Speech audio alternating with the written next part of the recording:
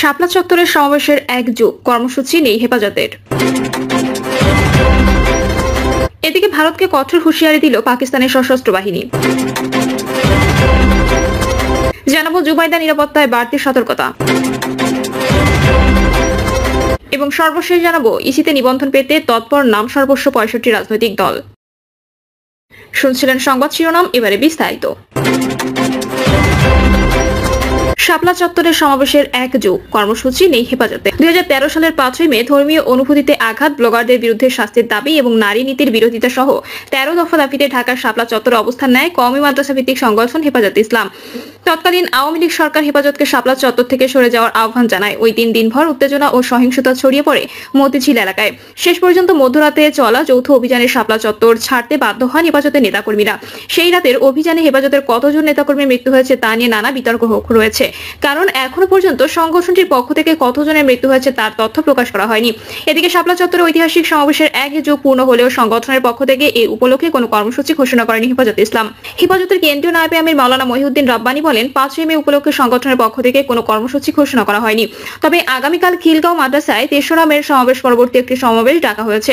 ২০১৩ সালের সমাবেশ ও ৩ বাহিনীর অভিযানে হেফাজতের কতজন নেতাকর্মী মারা গিয়েছে তার সঠিক তথ্য খুঁজে বের করতে একটি কমিটি গঠন করা হয়েছে বলে জানান মহিউদ্দিন রাব্বানী।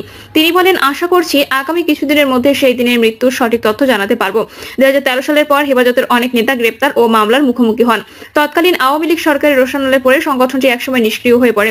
পরবর্তীতে হেফাজতের শীর্ষ নেতৃত্ব ও আওয়ামী লীগ সরকারের মধ্যে সখ্য গড়ে উঠেছিল।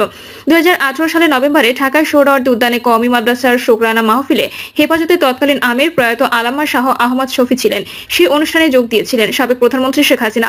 অনুষ্ঠানে শেখ হাসিনাকে কওমি জননী উপাধি দিয়েছিলেন তৎকালীন কওমি মাদ্রাসা শিক্ষা বোর্ড গওহরডাঙ্গার চেয়ারম্যান ও গোপালগঞ্জের গওহরডাঙ্গা মাদ্রাসার মহাপরিচালক মুফতি রুহুল আমিন। শেখ হাসিনা সরকার হেফাজতের চাপের মুখে কওমি মাদ্রাসার দাওরায়ে হাদিসকে মাস্টার্সের সম্মানের স্বীকৃতি দেওয়া সহ বেশ কিছু দাবি দেওয়া মেনে নিতেই বাধ্য হয়েছিল। ২০১৩ সালের ক্ষত শুকাতে শুকাতে ২০২১ সালে আবার বড় বিপর্যয়ে পড়ে হেফাজতে ইসলাম। ওই বছর বাংলাদেশের স্বাধীনতা সুবর্ণ জয়ন্তীতে ভারতীয় প্রধানমন্ত্রী নরেন্দ্র মোদী ঢাকা সফরের বিরোধিতা দেওয়া কর্মসূচিকে ঘিরে সারা দেশে সহিংসতায় কমপক্ষে ২১ জনের মৃত্যু হয়েছিল। ব্যাপক ধরপাকড় করা হয় সংগঠনটির নেতাকর্মীদের। এতে আবারও সংগঠনটি দুর্বল হয়ে পড়ে। তবে ৫ই আগস্ট আওয়ামী লীগ সরকারের পতনের পর আবারও হেফাজতে ইসলাম সক্রিয় হয়ে ওঠে। ২০১০ সালে যাত্রা শুরু করেছিল হেফাজতে ইসলাম। ২০১১ সালে নারী নীতি প্রণয়নের বিরুদ্ধে হরতাল ডেকেছিল। মূলত ২০১৩ সালের ৫ই মের কর্মসূচি ঘিরে আলোচনায় আসে হেফাজত। ভারতকে কঠোর হুঁশিয়ারি দিল পাকিস্তানের সশস্ত্র বাহিনী। কাশ্মীরের পহেলগাঁও হামলার জেরে যদি ভারত কোনো দুঃসাহসিক পদক্ষেপ নেয় তাহলে পাকিস্তানি জনগণ ও সশস্ত্র বাহিনী ঐক্যবদ্ধভাবে যথাযথ জবাব দেবে। ভারতের সঙ্গে চলমান উত্তেজনা নিয়ে সংসদ সদস্যদের উদ্দেশ্যে সংবাদ সম্মেলনের আয়োজন করে পাকিস্তানের আন্তঃবাহিনী জনসংযোগ পরিদপ্তর। পাকিস্তান টেলিভিশন সদর দপ্তরে গভীর রাতের এই সংবাদ সম্মেলনে পাকিস্তান তেহরিক ইনসাফ ছাড়া রাজনৈতিক দলের বিপুল সংখ্যক নেতা ও সদস্য অংশ নেন। পিটিআই নেতৃত্ব দলের প্রতিষ্ঠাতা ইমরান খানের মুক্তির সঙ্গে তাদের উপস্থিতির শর্ত দেওয়ায় তারা এই বৈঠকে যোগ দেননি। সূত্রগুলো জেনারেল শরীফের বরাত দিয়ে জানিয়েছেন, পাকিস্তান একটি শান্তিপ্রিয় দেশ, এই অঞ্চলে শান্তি কামনা করে, কিন্তু প্রতিপক্ষ যদি কোনো আগ্রাসন চালায় তবে উপযুক্ত জবাব দেবে। তিনি সংসদ সদস্যদের প্রতিবেশী দেশের যে কোনো দুঃসাহসিক কাজ মোকাবেলা সশস্ত্র বাহিনীর প্রস্তুতি সম্পর্কে অবহিত করেন। তারার বর্তমান উত্তেজনাপূর্ণ পরিস্থিতিতে পাকিস্তানের দৃষ্টিভঙ্গি এবং কূটনৈতিক পদক্ষেপ সম্পর্কে রাজনৈতিক নেতাদের অবহিত করেন। প্রসঙ্গত, কাশ্মীরের পহেলগাঁওয়ে সন্ত্রাসী হামলা ২৬ জন নিহতের ঘটনার পর থেকে দুই প্রতিবেশী দেশ ভারত ও পাকিস্তানের মধ্যে তীব্র উত্তেজনা বিরাজ করছে। হামলার জন্য ভারত আনুষ্ঠানিকভাবে পাকিস্তানকে দায়ী না করলেও তাৎক্ষণিকভাবে পাকিস্তানিদের ভিসা বাতিল, কূটনীতিক বহিষ্কার ও সিন্ধু নদের পানি বন্টন চুক্তি স্থগিতের মতো বেশ কয়েকটি কঠোর পদক্ষেপ নেয়।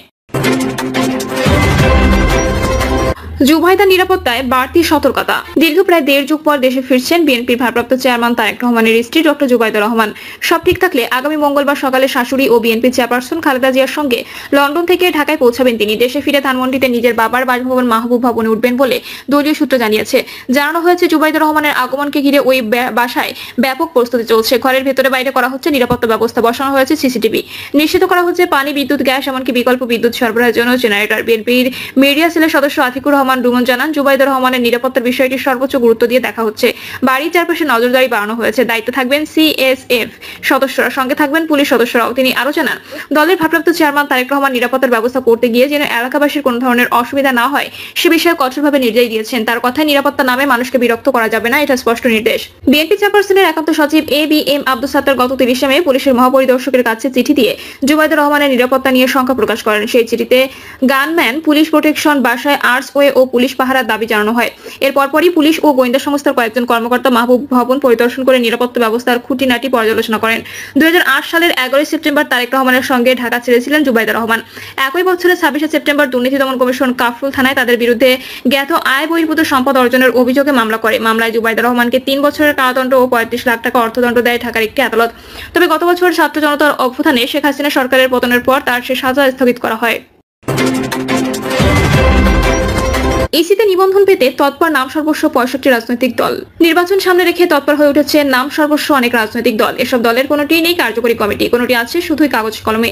আবার কোনো দলের কেন্দ্রীয় কার্যালয় তো দূরের কথা, সাইনবোর্ড পর্যন্ত নেই। আগামী নির্বাচনে অংশ নিতে নির্বাচন কমিশনে এখনো পর্যন্ত নিবন্ধনের জন্য আবেদন করেছে 65টি রাজনৈতিক দল। এর মধ্যে অনেক রাজনৈতিক দলই গঠিত হয়েছে গত বছর 5 আগস্টের পর। এসব দলের অফিস ও ঠিকানা, সাংগঠনিক কার্যক্রম খুঁজে বের করা এবং নথি সংবলিত সব ধরনের তথ্য যাচাই বাছাই করতে মাঠে নেমেছে একাধিক গোয়েন্দা সংস্থা। গত দ্বাদশ সংসদ নির্বাচনের আগে ইসির কাছে আবেদন করে নিবন্ধন পায়নি 87টি দল। তারাও তাদের আবেদন পুনর্মূল্যায়নের জন্য ইসিকে অনুরোধ জানিয়েছেন। বর্তমানে ইসিতে নিবন্ধিত দলের সংখ্যা 55টি। অন্যদিকে নবগঠিত জাতীয় নাগরিক পার্টি সহ 46টি দল নিবন্ধনের সময় বাড়ানোর আবেদন করে। এর পরিপ্রেক্ষিতে গত 20 এপ্রিল আগামী 22 জুন পর্যন্ত 2 মাস সময় বাড়ায় ইসি। সম্প্রতি এক অনুষ্ঠানে প্রধান নির্বাচন কমিশনার এএমএম নাসিরউদ্দিন বলেন, সংস্কার কমিশনের প্রতিবেদন দেওয়ার পর রাজনৈতিক দলগুলোর নিবন্ধন নিয়ে পরিকল্পনা করবে ইসি। গত 25 এপ্রিল আত্মপ্রকাশ করেছে জনতা পার্টি বাংলাদেশ। এই দলের চেয়ারম্যান চিত্রনায়ক ইলিয়াস কাঞ্চন ও মহাসচিব সাংবাদিক নেতা শওকত মাহমুদ। সর্বশেষ 26 এপ্রিল আত্মপ্রকাশ করে বাংলাদেশ নতুন ধারা জনতা পার্টি। নতুন এই দলের আহ্বায়ক মোহাম্মদ আব্দুল আহাদ নূর। তবে এত কম সময়ে 2 ডজন রাজনৈতিক দলের আত্মপ্রকাশ আলোচনা সমালোচনার জন্ম দিয়েছে। বিশ্লেষকরা বলছেন, নতুন দল গঠনের প্রবণতা নতুন কিছু নয়। এর আগেও বিভিন্ন সময়ে নতুন নতুন দল গঠন করতে দেখা গেছে। আর আগামী নির্বাচনকে এর প্রধান কারণ হিসেবে দেখছেন তারা। তাদের ভাষ্য, নির্বাচন এলে ব্যাঙের ছাতার মতো এমন অনেক রাজনৈতিক দল গজিয়ে ওঠে। তবে নতুন নতুন রাজনৈতিক দলের আত্মপ্রকাশকে আপাত দৃষ্টিতে গণতান্ত্রিক চর্চার সঙ্গে যুক্ত করা হলেও বর্তমান প্রেক্ষাপটে অনেক ক্ষেত্রে তা স্বার্থ ও ক্ষমতা চর্চার একটি রূপ বলে মত বিশ্লেষকদের। একই সঙ্গে ভোটের সময় জোট রাজনীতির এই প্রবণতা বৃদ্ধির ক্ষেত্রে প্রভাব রাখে বলে মনে করেন অনেকে। এ বিষয়ে জানতে চাইলে সুজনের সম্পাদক ও নির্বাচন ব্যবস্থা সংস্কার কমিশনের প্রধান ডক্টর বদিউল আলম মজুমদার বলেন, এখন দেখছি বেশ কিছু রাজনৈতিক দলের আত্মপ্রকাশ ঘটেছে। এগুলো নানা কারণে হতে পারে। তবে নাম ফোটানো, ব্যবসায়িক স্বার্থ রক্ষা ও নিজেদের আলোচনায় আসার জন্য রাজনৈতিক দল গঠন করলে তা ইতিবাচক হবে না। দল গঠন করলে দেশ ও জনকল্যাণ কাজ করতে হবে। নির্বাচন সামনে রেখে বড় বড় রাজনৈতিক দলের নেতাদের সঙ্গে সমঝোতা বা আসন ভাগাভাগির জন্য এসব হতে পারে বলে মনে করতেন তিনি।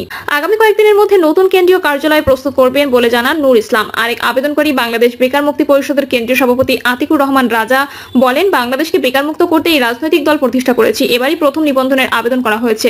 তিনি জানান, বর্তমানে বাংলাদেশে তার দলের 8টি জেলা ও 72টি উপজেলার কমিটি রয়েছে। প্রিয় দর্শক, এই ছিল এখনকার সর্বশেষ সংবাদ। আপডেট সব সংবাদ পেতে চ্যানেলটি সাবস্ক্রাইব করে বেল আইকনটি ক্লিক করে রাখুন।